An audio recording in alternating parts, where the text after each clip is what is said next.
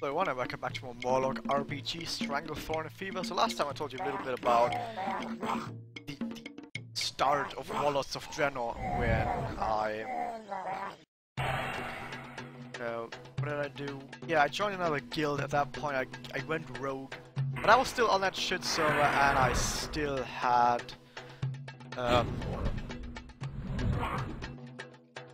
what is it? Yeah, I'm still on that shit server in like the top guild on that server, which is not that good.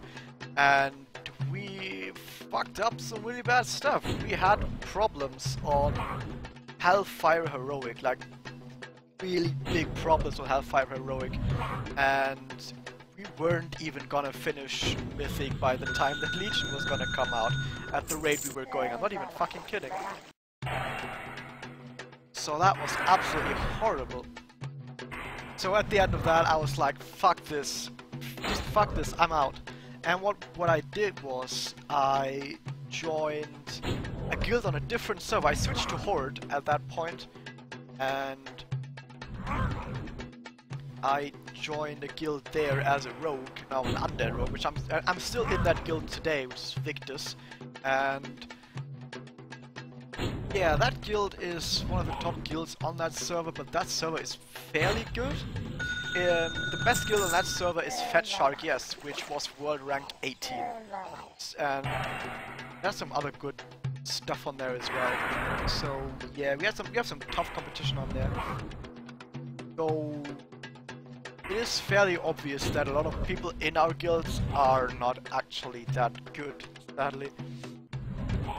We have a lot of like really stupid players in our guild that kind of drag us down, and sometimes the team play just doesn't work out, but you know, that just happens. Oh, I want to kill that. Can I get some counterattacks? So that's where I am right now. And the thing is... oh, the Crocolisk. I don't have enough stuff for it. Oh, I can't barely charge. What do I want to say? Oh yeah, we... the thing is, as a rogue now, I can actually like get better measurements of how I'm doing, other than when you're a healer. So when you're a healer, it's not really that obvious how well you're doing. Well, if your tank never dies, then it's, I guess, a good sign, but you still never quite actually know how good you're doing. I'm dead. Because I'm not in execute range right now, and I really need to be in execute range. Oh, that's sad. I need more. I need to buy more shit. Or I'm gonna level a bit more, but I'm gonna do that off screen. So yeah, I'm gonna level a bit right now. Off screen, level 49 should be pretty fine. By the way, I have a skill point, but it only does drain life, which is not actually that good. It's actually shit. So yeah.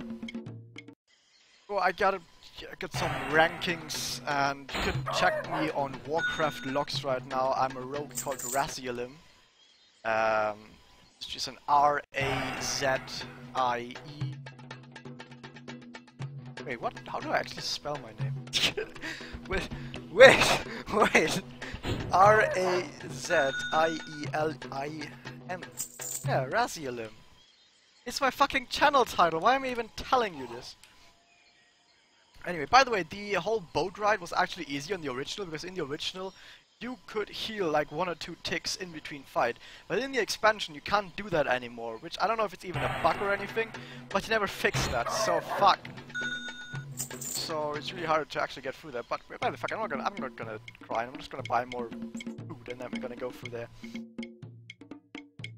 So yeah, check me on Warcraft Logs Razialim, and you can see that I got some good logs, I guess. The thing is, logs are better the better your guild's kills are. If your kills are like... if the kills that your guild is doing are very quick, and there's not many fuck-ups, you don't have to sacrifice DPS in order to make sure you don't wipe.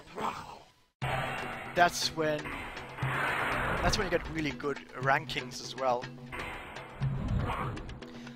But sadly, since most of our kills are actually really shit, I can't really get that many good rankings, sadly. But I still got some good rankings despite of that. So yeah.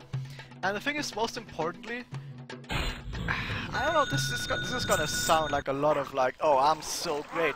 But that's something that you can also take a look at when you watch a stream of someone playing World of Warcraft. And they're in a guild that's currently raiding, and they're raiding right now, and you see them.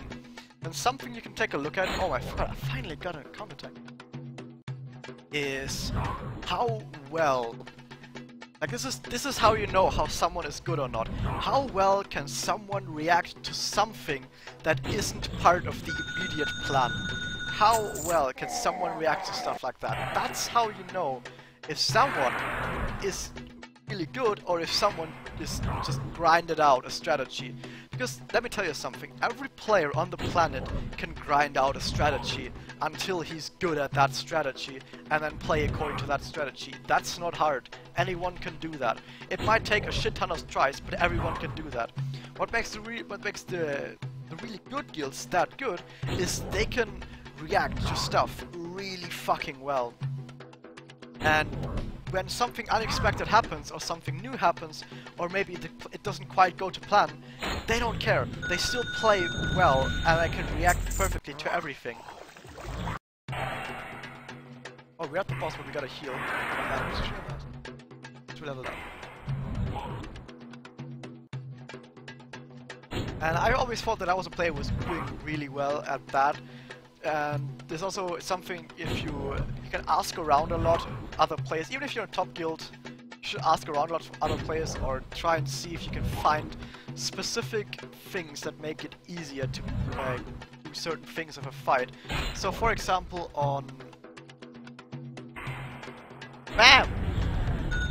Manaroth, we were fighting Manaroth, and let me actually equip.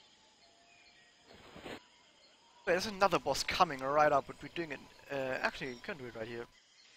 Right across here. On Manaroth, I found out that you can improve the curse that.